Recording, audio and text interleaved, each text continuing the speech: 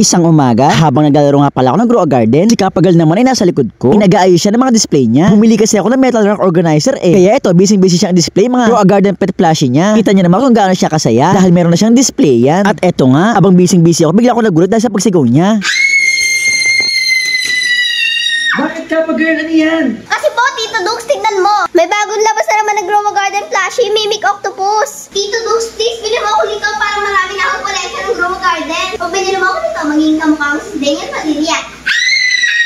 Dahil mabait akong tito at owner naman si Kapagal at mahilig din naman ako sa Grow a Garden. Kaya ito, bumili ako ng Mimic Octopus plushie. Kaya naman mga kadugot, tara, unboxing na natin.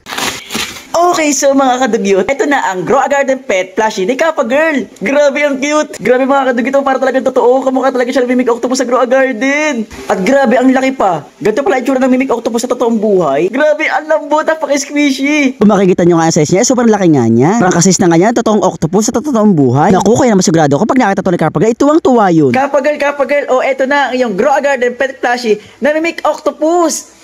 Wow, Tito Dukes, sa'yo na yung Mimic Octopus ko. Okay, Tito Dukes, kukunin ko na. Ilalagay ko na to sa displayan ko. Dito nga, inuusod muna ni Kapagal yung ibang Grow a Garden pet niya para magkasya. Grabe, ang dami na nga niyang pet. May red fox, dragonfly, raccoon. Ngayon, itong Mimic Octopus. Wow, Kapagal, ang ganda ng display. Mapuno-puno na ng Grow a Garden pet. Opo, Tito Dukes. Next time, ibili mo naman ako ng Disco Bee tsaka ng Queen Bee. Kasi sila na yung next na palabas. Okay, Kapagal. Okay, Tito Dukes. Kukunin ko na ulit to. Back to school. Papakita ko sa mga klase ko. Bye! Okay, Kapagal, ingat. Isang maulan na umaga at dahil nga maulan ay maputik ang daan. Kaya naman di maiwasan kapag mapasok sa bahay ay nagpuputik. Tulad nito, sigurado ko yung putik na ay ni Boy Ubo. Ang hirap pa naman magmap. Punas, piga. Ay, grabe, sobrang nakakapagod. Nakakapagod naman tong map na to. Para di ka mapagod, bumili ka ng bagong map. Ganito ang bago ngayon, display na hindi dipiga. Pag bumili ka nito, kamutan ka si Daniel Padilla. Dahil mabait akong anak at pinaglihin naman ako ni mama kay Daniel Padilla. Kaya ito, binili ko si mama ng map na gusto niya. Kaya naman mga kadugot, tara, unboxing na natin.